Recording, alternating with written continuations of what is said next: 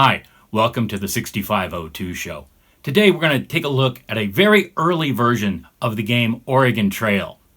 Now, while there's a lot of stuff on YouTube, a lot of playthroughs of Apple II versions and Microsoft DOS versions, the ones that people of a certain age all know and love. But today we're going to go under the hood of a 1977 version that ran on a mainframe computer.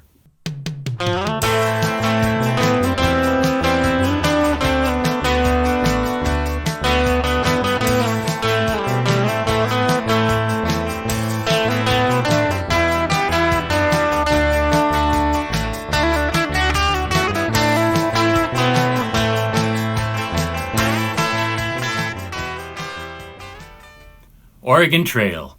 You know, the place where you die of dysentery. Oregon Trail was originally developed by three young guys who were student teachers in the Minneapolis area way back in 1971. Don was a history teacher, and he was going to teach a unit on westward expansion to 8th graders, and he wanted to make it more fun, more engaging, and so that perhaps maybe they'd retain a little bit more what they learned rather than just listening to lectures or reading out of a book. So he came up with a board game to play Oregon Trail. And he had a map and all this kind of stuff and rolled dice for chance happenings on the trail and whatnot. Well, a couple of buddies of his from Carleton College, also student teachers, they were all sharing an apartment in Minneapolis together that year. And Bill and Paul happened to have some computer programming experience. And it just was obvious to Bill. He thought, well, this is perfect for a computer simulation. Let's talk about it and see if we can do it. And Don told him, wow, sounds great. It has to be done by next Monday, a week from Monday or something. They had like 2 weeks to do this thing. So they did. And that is the origin of Oregon Trail, programmed on a HP 2100 Mini that was owned by the Minneapolis School District. There is a ton more to this story and great interviews with all three guys that you can find on the Vice website. I got a link to that in the description below as well. The game was wildly popular with his kids, and because it was on the school district's Mini, other kids around the district got to play. But when the semester ended, that program had to come off the disk. So they printed out the source code and deleted the file. Oh, come on. That was gasp-worthy. There's something wrong with you people. 3 years later, Don found himself working at MEC, the Minnesota Educational Computing Consortium. And he had his code, and he thought, hey, this would be perfect for this organization to put out and have kids all over the state play it, not just in Minneapolis. MEC had a controlled data corporation, Cyber 73, and he used that BASIC that ran on that machine to not only just port the game over, but he made some enhancements to make it more historically accurate, and that is the version that we are going to look at today that was published in Creative Computing way back in early 1978. Before we get into the code itself, take a quick look at the beginning of the article from May 1978's Creative Computing. And the very first thing I noticed is there's a typo. It should be Don Rawitsch, not Dan. They get it right later on in the article. Anyway, it shows Don's scholarship and the trouble he went to make this as accurate as he could, going through pioneer journals, and there's some bibliography there. He did some frequency calculations of occurrences as they happen on the trail, and shows basically how the program is structured with a nifty little flowchart. And then, as you do in Creative Computing magazine, you show a sample run, and this sample run shows the entire game being played. And then we get to the code itself. Tiny, tiny, tiny code. And this was written in CDC Cyber BASIC 3.1. Tiny print. And it goes, and it goes, and it goes. Now there's a couple of places that I want to look at a little close up here. So let's zoom in first thing on the shooting algorithm. Here we have the shooting subroutine. down towards the bottom of the program for when you go hunting. And Don says, the method of timing the shooting, below, will vary from system to system. For example, HP users will probably prefer to use the enter statement. If timing on the user system is highly susceptible to system response time, the formula in line 6240 can be tailored to accommodate this by either increasing or decreasing the shooting time recorded by the system. So it wants to have a real-time clock going on that it can reference to find out how long you're shooting, because if the faster you shoot, the more accurately you shoot, the more food you get. You could walk away with nothing if you run out of time. So here is where he's referencing the Cyber 70s clock. So we pick getting a variable there, getting a variable there. Then we do a calculation on that, on how many ticks or jiffies. And then B1 is consulted. Is it greater than 0? Is it, then it is 0. Otherwise, if you screw up entirely, B1 is 9, and you return to the the calling section of the program. This had to completely change for me in the 6802 Altair 680 BASIC version, because my machine does not have a real-time clock.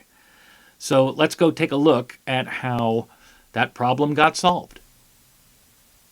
And here it is, my own little attempt to make a get string for Altair 680 BASIC. Kind of crude, a little blunt force, a little thievery involved, but hey, it works. So I've got some protected RAM here that I always use for my machine, and the ACIA address, control address, is different in my machine as well, because I just couldn't do it the way everyone else does, I suppose. That's on me.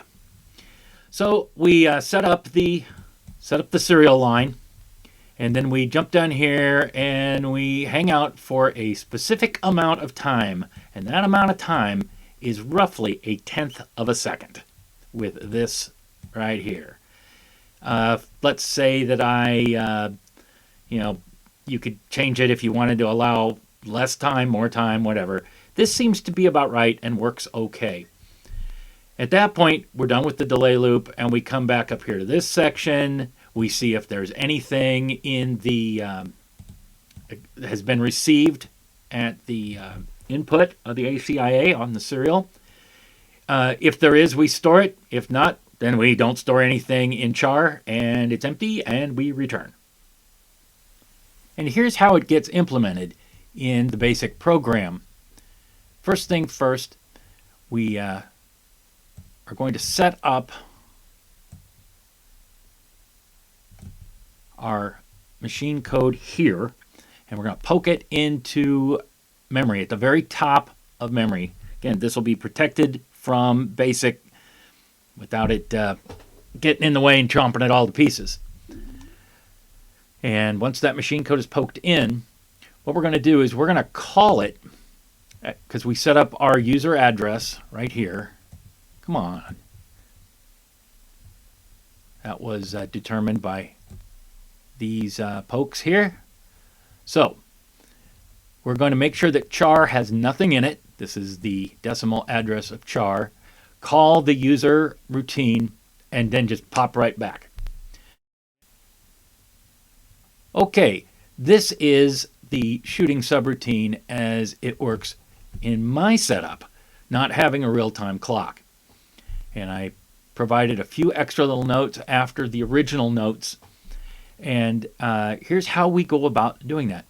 There is our go sub 5 instead of using get string. But by all means, if you're working on Commodore 64 or Atari or whatever, or use in-key string with your Radio Shack equipment, that's awesome. You should do that. And you should also use any kind of variable that accesses the real-time clock in your machine. It'll make life a lot easier. But what I had to do was, rather than typing a word, I'm picking a letter here, and then just some random number that's going to be between, say, 1,000 and 6,000. And what we're going to do is I've set up B1, which you may recall from the previous. So that's 0. It's nothing. Here's our delay loop. And so nothing happens. The screen's just blank. And then all of a sudden you see, type this letter. Bam. And we hit the subroutine to read the serial line to see if there's any keyboard input. And the whole thing, the whole sequence of events takes about, I figured, about a sixth of a second or so. So instead of taking note of a clock, what I'm going to do is I'm just going to keep adding. Every time I have to go back and check, if I've got no input and I got to go check it again, I'm going to keep adding 0.17 units to that variable. And then that will give me something roughly equivalent to counting seconds on a clock. Here we massage that formula for how efficient you are. Everything else is pretty much the same from there, and we return here.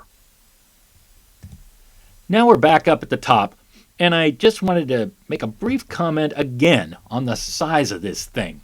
Wow, it just goes and goes and goes and goes and goes, etc., etc., etc. Well, as you can see, this is a big program, and it weighs in at about 18K of basic code, over 800 lines. And for a lot of computers of that vintage, we're talking about the late 70s, so original Apple II, TRS-80 Level 1, the Commodore PET, not to mention all the little small SBC hobby, trainer computers that were out there. We're only talking, 4K of RAM, at most 16, and games like this just wouldn't run. I mean, even as late as 1981 on my VIC-20, this wouldn't run. And without one of these, you just weren't going to get very far, and you were going to end up playing games like this. The game we're going to look at is called Trail West, and it was done by MicroEd, a company that put out thousands of games for all kinds of systems, and probably deserves a video in its own right. There's an interview that's floating around here on YouTube. You can find that easy. Just search for MicroEd, and I'll have a link in the description as well. But let's get this going here. I'm going to use Vice to get this thing going, just because I don't have a RetroTink, and you'd have to watch my monitor through a camera, and this is better. Trust me.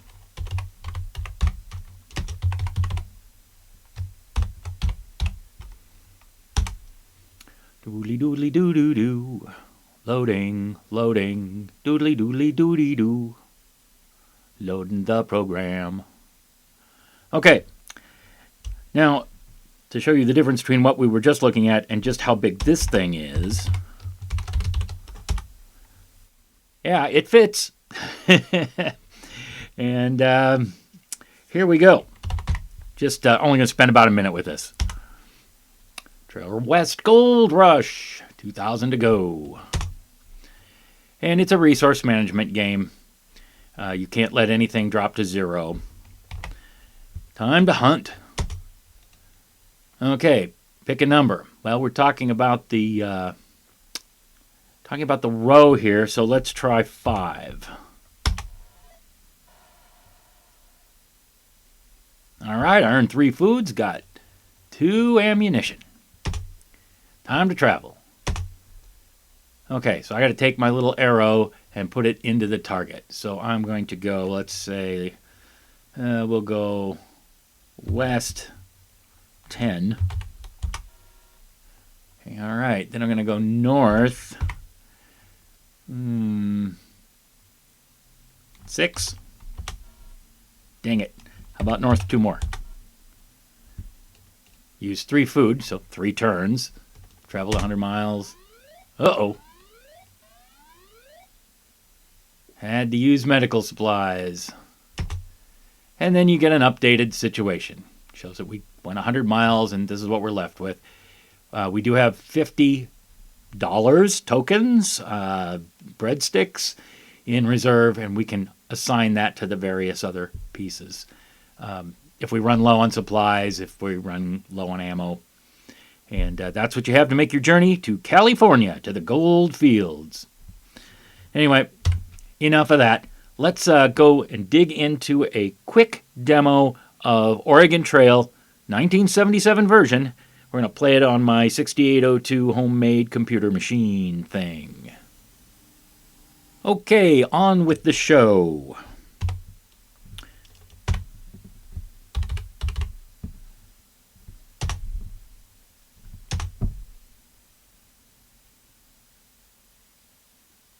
And there's Oregon Trail AB, Altair 680 BASIC. Let's load track 9A.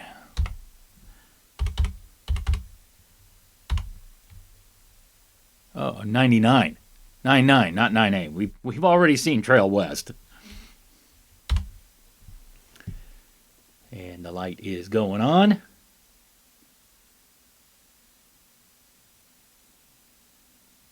And the light is done.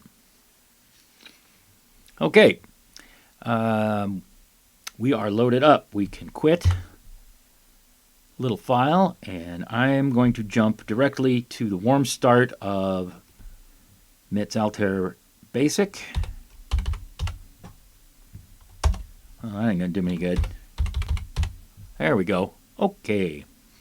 And because this thing doesn't have a real-time clock, it's hard to seed a random number generator. So this is what I'm going to do before I run the program. Check the actual time on the clock. Get the last 3 digits.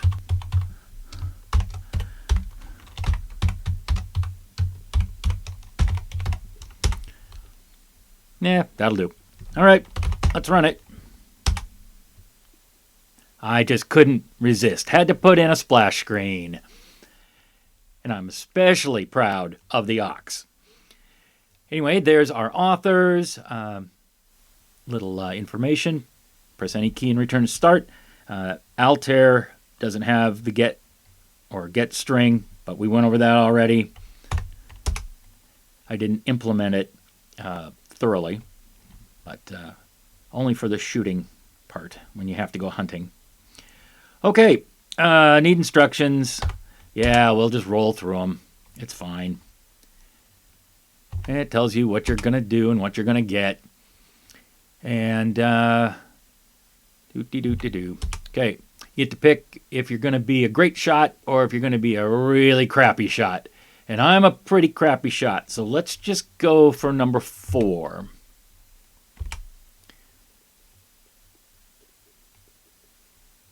How much do I want to spend on my aux team? Let's just whip in some numbers here. And just make, how about 80 and about 60. So you get your purchases, you got $110 left, and then this is just how it goes. Let's take a look at the hunting routine in action that we saw in code earlier. We'll hunt. I wait some random amount of time R. Okay, got it fast enough. I'm not a touch typist, and 4 is about the best I can do. I've tried to play this on level 1 and 2 as far as being a marksman, and it's almost impossible for me if I'm not being a touch typist. So we'll eat well, and there's riders ahead that look hostile. We're going to run for it. Oh, they were hostile. Oh, X. Quick. Wild animals attacked. Oh, wasn't fast enough. So, yeah, some clothing got taken, some supplies. Looks like a little bit of food. You can stop at the fort and resupply yourself if you have some cash. Anyway, there are full playthroughs of the whole thing on YouTube. At least 2 that I know of. I could probably find a few more quickly. There'll be links in the description below. So, Oregon Trail, there we go. You can play, and you can play, and you can play. Yeah. Let's eat poorly. Circle the wagons.